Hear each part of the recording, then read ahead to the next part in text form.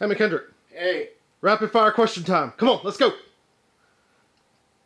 Come on. I'm not moving too rapid right now. Come on, rapid fire questions. Let's go. Come on.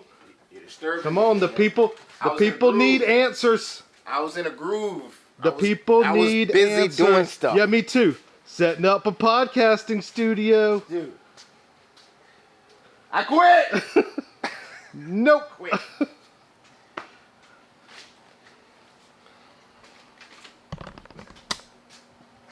Oh my gosh. What time is it? It's 4:30.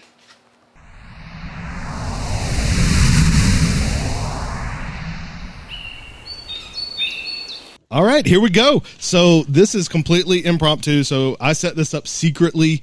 Normally we do our recording of the podcast in the lobby, but I secretly set it up here in the roastery to kind of catch McKendrick off guard. So he's never seen these questions before. I literally that intro was very genuine. I did interrupt him in the middle of his work. I was doing my metrics for the end of the quarter. So. But I have a list of 20 questions here that McKendrick has not seen. Oop, you can't see them either. And we're going to quickly go through these. These are a little bit more on the personal side so that you get to know a little bit about McKendrick. Oh, man, that's dangerous. It is. All right. So first question, McKendrick, what inspired you to start Cold Blooded Caffeine? What inspired me to start Cold Blooded Caffeine? So, as most of you probably know, Trey and I worked together for several years in multiple companies, and we had a strong desire to start a business. Just didn't know what that business was. So the reality is the concept was birthed from Trey. Full credit. Thank you. So from there, he came up with the idea. We both did some research on it. I really liked the business side of it. I really liked the fact that we were also giving back. A big part of the work I do outside of Cold Blooded Caffeine is giving back to the community as well. So I think of a lot of what we do is a way of giving back to the reptile and amphibian community. Mm-hmm. So that was something that was really important to me. And I mean, the reality is, even with the work that we did, although it was somewhat conflicting roles, we still had a very good working relationship. So I felt very comfortable going into business with Trey, knowing that, you know, we had some history together and I thought we could do great things. So, and it was the desire for some more flexibility, that entrepreneurial spirit and all that kind of stuff. Yeah, I mean, that was the original thought and discussion when we talked about starting a business. Like, what can we do? Originally, it started out as, let's try to do something to create some passive income. Mm-hmm. And then it quickly transitioned into an 8, 9, 10 hour a day. But it's our own business that we enjoy, we love. We, you know, come in and we keep ourselves committed to kind of work hours and doing things the way that, you know, they've been done in the past, where we've contributed this type of time to a corporate environment. Now we do it for ourselves. So, all right, good answer, especially the part where you gave me credit. Whatever, I like that part. I won't do that again. Never again on camera. Can you share a memorable coffee related experience from your journey with Cold Blooded Caffeine? A memorable coffee related experience. So there's a few, but the one that really comes to mind. So of course I'm not a reptile keeper or breeder, nor do I know a lot of the big names in the industry. Mm-hmm. So when we did our first show, a lot of people came to the booth at Tinley. This was March 22. Yeah, because we started in August 21. Yep. And so March 22 was the first. Trey threw me to the fire in March 22 going to Tinley as one of our first shows, and not knowing the significance of the people in the room, mainly because we didn't have a chance to even sit down to really discuss it. Yeah. It was hit the ground running, making coffee over and over and over again. I barely got a chance to hold my head up. And during that time period, there were people coming around to the booth, and he kept nudging me, oh, that's so-and-so, that's so-and-so, that's so-and-so. And I'm like, I got to make cups of coffee. I don't know. And it wasn't until much later when I made the connection, because Emily from Snake Discovery came to the booth, did a brief recording at the booth, and then months later, that recording actually came out with the full video of us at the original roastery. So that was a very cool kind of full circle moment for me, like getting to know people in the industry and the significance of the impact that they've had in the industry. So that was one of those moments where I was like, oh, wow. Like, I remember, her from the show, not knowing who she was or, her contributions to the kind of the reptile community. So that whole weekend was full of memories. It was. It was a whirlwind. It was some strange things that we can't. We can't. Especially late on. We can't really talk about everything that went on, but that's a good one. All right, next question: if you could have coffee with anyone, living or dead, who would it be and why? So this would probably be my grandfather on my mother's side. Oh, okay. Yep. Right. So my grandfather ran a farm a long time ago, originally from a small city called Harrison, Georgia, which is where my mother and father were both born and raised. But my grandfather died when I was young. But there's always been so many stories around how he kind of managed a farm and had horses and cattle. He had cornfields. I mean, it was just amazing to hear a lot of the things that he did. He was a bootlegger. Like, I'm like, man, this guy. So that's where a little bit of your entrepreneurial side may have come from. It probably did, for sure. So that's interesting. Okay. I would definitely love to have us sit down, especially like an adult. Like, like I said, he passed away when I was much younger. And now that I'm in this space, thinking back to the stories that I've heard about him and the things that he did, I would love to be able to really have a sit down and talk to him. I like that. That's a great answer. That's not where I thought it was going to go, but that's a great answer. See? Yeah. You said this surprise question. Okay. So I will caveat this next question. I do know the answer to this question. At least I hope I know the answer to this question. And I put this question in on purpose, just as like a low key jab. So I'm gonna get it wrong just because of that. Probably. What's the most unusual coffee flavor combination you have ever tried, and did you like it? The most unusual coffee flavor combo. So if you recall, we had a little bet earlier this year. Not the mayonnaise. No, you tried the butter one. Oh, the butter. That's right. Yeah. Yeah, that was. Is that the most unusual coffee combination that you've ever tried? Yes. Because remember, coffee. You lost the bet. I did. I lost the bet. I forgot. I thought it was mayonnaise. You're right. It's the butter coffee. It was terrible. Almost made me vomit. That was not very cool. Okay, I knew the answer to that question, so we won the game though. We just didn't. You lost the bet. You lost the bet. That's all that everyone disregard what he just said because that was irrelevant. My team won the game. We just didn't cover the spread. All right. So next question. I got flustered and lost my spot. What's one piece of advice you would give someone just starting their journey in the world of specialty coffee? I mean, honestly, it just goes back to entrepreneurship. Just do it. You got to commit. Like, whether it's coffee or something else, it's one of those situations where you will not be able to grow your business unless you are committed to it in some way, shape, or form. I think a lot of times we get caught in the word of corporate America and the paycheck that's coming and not thinking about the investment you can be making in yourself. For yourself and for your longer term business. And I think that with specialty coffee and just entrepreneurship in general, you just got to go for it.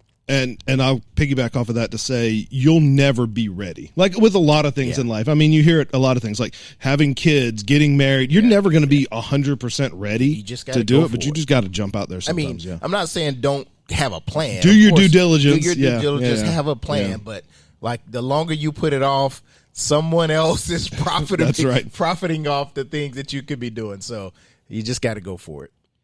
All right. Can you tell us about a particularly challenging moment that you've faced as a coffee entrepreneur and how you overcame it? A challenging moment that I had to overcome. So a couple. One was I was not as familiar with the different methods of making coffee. So learning and being very specific about the pour over method that we use at shows, and we use it at every single show. So understanding ratios of water to coffee grounds, understanding time with how long certain coffees are supposed to brew, understanding the grinds, the courses, the course of the grounds, and how it differs between a drip coffee process versus a pour over process.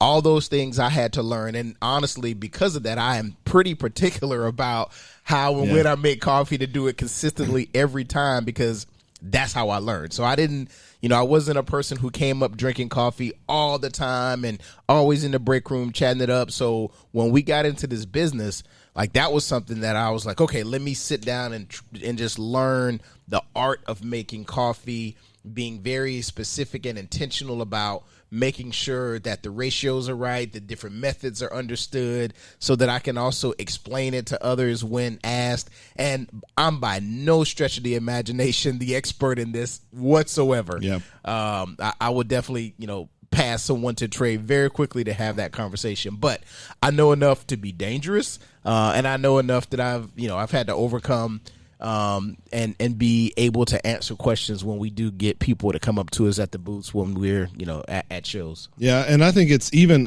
me with some level of coffee knowledge, I will say that the way I envisioned it early on is not the way that we continue to do it now. Mm-hmm. There's some things that we continue to do. Like, we still use Chemexes. Right. But how we execute on them, the number that we use, the way that we get water in the building. So if you're interested in learning more about how we brew coffee, check out our most recent YouTube video. Well, maybe most recent, depending on when this goes up, about how Tinley Park 2024 and how we make coffee live at a reptile show. So I'll try and remember to link that video up here. So. Okay, cool. Next question. Can you share a funny or memorable customer interaction you've had at Cold Blooded Caffeine? Keep it PG, because there have been a lot. And a lot that we cannot repeat. And I don't just remember, the customer's always right. I don't want to call out like someone. What if we say, what is the most common misconception from customers that we get? Or something like that. So you don't have to call out a specific customer. Common misconception.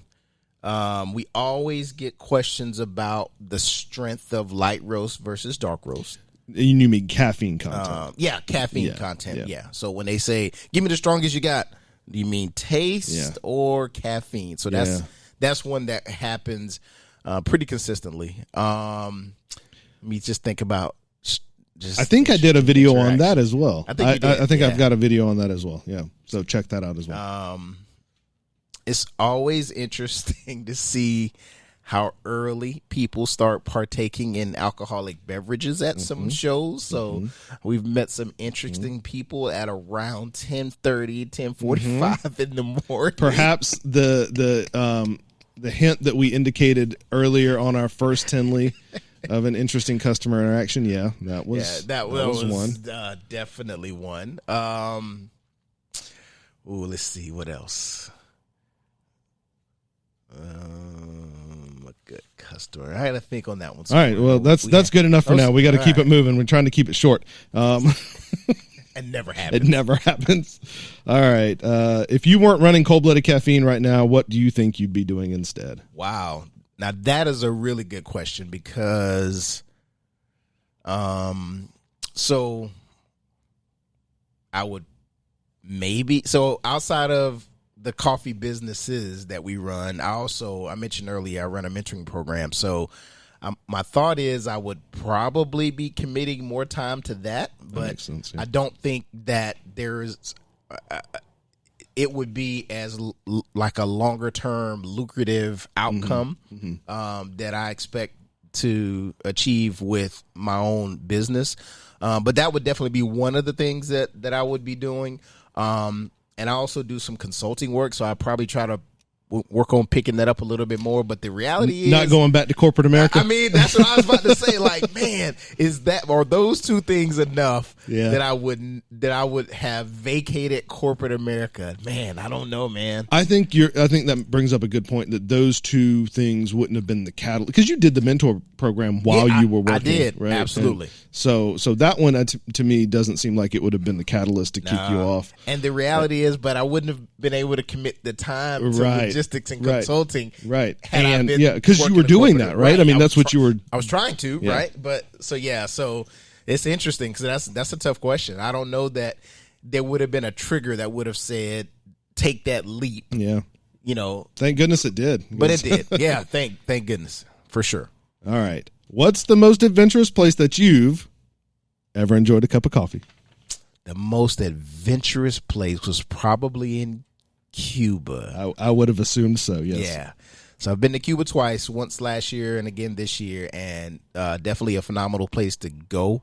Coffee is good, different, because they got, the tobacco farms and the coffee farms there. But yeah, that I would definitely say Cuba, top of the list. All right, cool. Okay, so this is question number 10. All right. Okay. So briefly, can you share a little bit about your background before you got in the coffee business? I know we talked a little bit about it, but just give us a 30-second summary of McKendrick, child to adult. So what's the question again? Professionally? Just a bit about your background. Yeah. My work background. Any background. Where are you from? 30 seconds. Go. I'm originally from Augusta, Georgia, which is where I was born. I moved to Charleston for work. I've always been in supply chain management. Something interesting that you kind of still are, right? Yeah, I am. That's to some degree I am with coffee, for sure. Most people don't know I'm a mathematician by trade, so I have a degree in math. So this is why it goes downhill. So it makes me think in a mathematical structure. Why do you have a math degree, McKendrick? Let's not talk about that. Let's not talk about that. We don't talk about why we have certain degrees, or how long we were in college to get those degrees, or who we met along the journey. McKendrick has 2 kids. Okay, I was getting there. He closely resembles one of them, both in appearance and also in college paths. I got a couple traits they picked up from me along the way, but one of them does not. So let's just say yes. I have 2 children, a son and a daughter. Both are successful in their own right. My son has his own business that he is actively working, and actually about to hopefully move to New York this summer to extend the work that he's been doing in media management. And my daughter is actually about to graduate from college out of D.C. at Howard University, so very proud of them.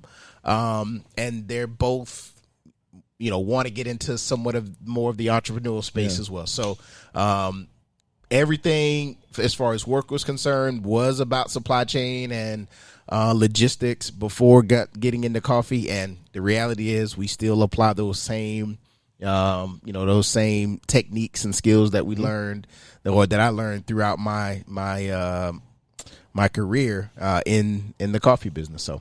All right, perfect. So about your job history, what is the most unusual job that you've ever had, not including Cold Blooded Caffeine? Most unusual job, I used to wash FedEx trucks. Oh, all right. All right, that's fun. All right. What is your favorite hobby or pastime outside of running Cold Blooded Caffeine? Ooh, that's a tough one. I really need to get back into golf more. So I've never been good. I actually would say I suck pretty bad. But it's because I don't really spend enough time actually doing it. That's very fair. Yeah.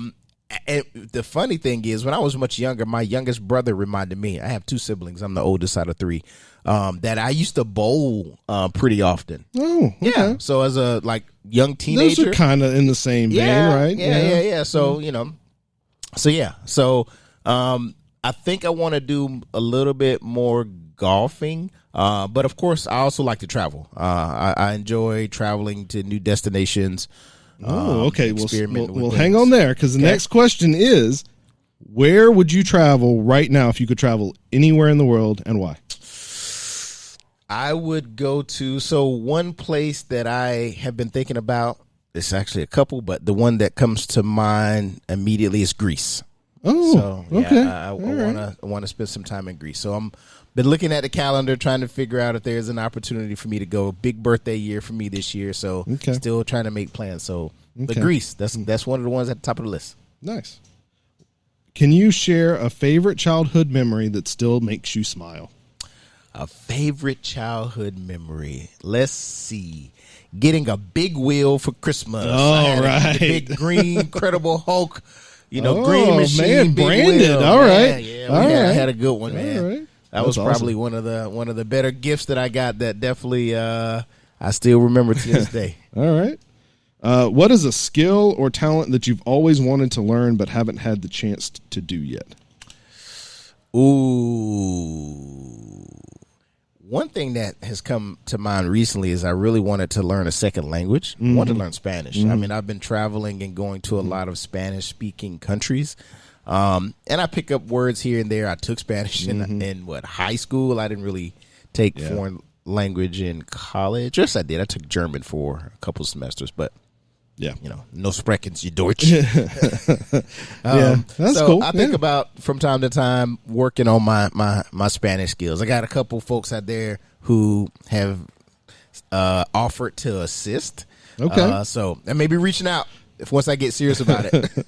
Yeah, that's one of mine as well. I've tried a couple of different times, and I know some, but not enough to really function. All right. Do you have a favorite book, movie, or TV show that you could watch or read over and over again without getting burnt out?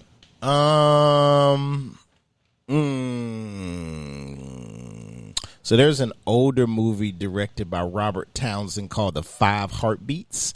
So that was one of my favorite movies, and probably still is. I don't get to watch it as often as I used to, but just a movie about some artists from the 70s trying to make it in the industry and going through a bunch of drama. But I like the music in it. They sung really good, so that was probably one of my favorites. I don't know if I have a TV show that I would just turn on and let it play over and over again. I mean, I kind of like some of everything, so all right, I just keep it at a movie. Okay. What's the most adventurous thing you've ever done or the biggest risk you've ever taken? Ooh, let's see. Most adventurous. It's a good question. I don't know, because I hiked a mountain. Okay. That was a little bit adventurous. What was the name of that mountain? Oh, man.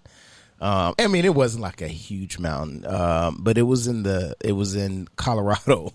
So, oh wow, okay. Yeah, it was. That's a real mountain. It was. So, me and a friend of mine were hiking up. Man, I can't remember the name of it. I'll have to think about it and click it on the screen or something when I do. But that's probably the most adventurous because it got pretty high. I actually.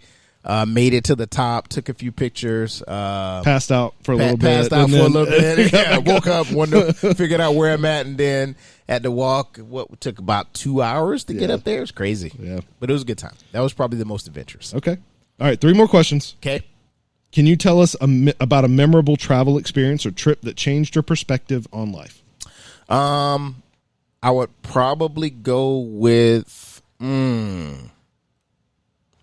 Cartagena, Colombia. Okay. Very interesting place to visit. Very nice people, and very humble people as well. So it's interesting just to see people and how they live compared to how we live, and just be happy regardless of what they have or what they don't have. So that was definitely different for me. I've only been there once. I wouldn't mind going back again, just because you can never experience everything with one trip, unless you're spending 2 weeks there. And I don't ever go anywhere. Nobody has time. Yeah, 2 weeks, no, extended weekends and things of that nature. But yeah, that was a nice trip. If you could have any superpower, what would it be, and how would you use it? I'd be invisible and rob the bank. And I'm gonna bleep that out. Bleep that out. Bleep that out. Sorry, government. I was only joking. You know, our big cult following is gonna report us. Right. All right. I don't know. A superpower. It's a great question, man. I don't. Maybe would I fly? I think flying is just for the novelty of it, right? Yeah, like just kinda, to do it. What am I gonna like, do? what are you gonna use it for? Well, I don't know. Rescue cats out of trees. Like what? If I could fly and strong, I would fly the truck. I would pick the truck up and drone fly, deliver coffee all the way to Tinley. I'm like, all right, I'm just going. Just get in. Just Me and Corey at the front seat. I just fly y'all across all the states. Look down. I'm gonna fly a little bit lower for y'all. Thanks. That's it. Okay, that's it. Fly with strength. Ooh, all right. Last question. What is your vision for the future of Cold Blooded Caffeine, and where do you see the business in 5 years? Ooh, wow. I think honestly, the future is, I don't know, man. It's almost limitless. Like, the market that we've penetrated has been very supportive of the work that we do. We are constantly watching the trends for all the e-commerce work that we have put in and the orders that continue to come in. And I really enjoy doing the different projects and like launching new products. So I think that, in 5 years, we would have definitely outgrown the facility that we're in by now, if we're not haven't already. But yeah, I think in 5 years, we'll be managing teams of people that is handling the e-commerce side of this business. We'll still be collaborating with different reptile breeders, owners in the industry, and figuring out what else we can do. Literally, there's never been a shortage of projects and ideas that have come our way. And sometimes we do get caught up in the day-to-day of just trying to make things happen. So I can see us kind of stepping away from that, having someone else managing the shop, managing the orders, making sure things go out, people that we trust, and allowing us some flexibility to, send people to shows to do more work or have more ambassadors for the brand that's representing from like coast to coast, right? Because right now we are highly concentrated on the East Coast, with the exception of when we travel to, Illinois or Dallas for the bigger shows. But there's, smaller circuits of shows that are happening all the way, in California and places like that, Oregon, that we've been asked about. But it's just a haul trying to get there. Yeah. So I can definitely see us growing to a place where, there's no place too far that we can't support. If we absolutely wanted to, and that may not mean us physically being there to support, but having some type of representation there. That is, that represents the brand. So to me, I think it's endless. We can, take this thing as far and as wide as we want and sit back and enjoy the fruits of our labor. All right. And with that, that is McKendrick Dunn, co-owner of Cold Blooded Caffeine. Now you can get back to work now. That's fine. Set up. It's 4:57. So you got 3 minutes to finish up what I interrupted you doing. This guy's terrible. Terrible. It was a great idea to start the business, but everything else is going downhill. No, appreciate you guys watching. Hope you enjoyed this. If you liked it or if you have any other questions for McKendrick, drop them down in the comments, and we will catch you again on the next one. Your day is coming too, buddy. All right. Well, you got to come up with new questions because I know the answer to these. I got you. All right. Cold Blooded Caffeine out. Out.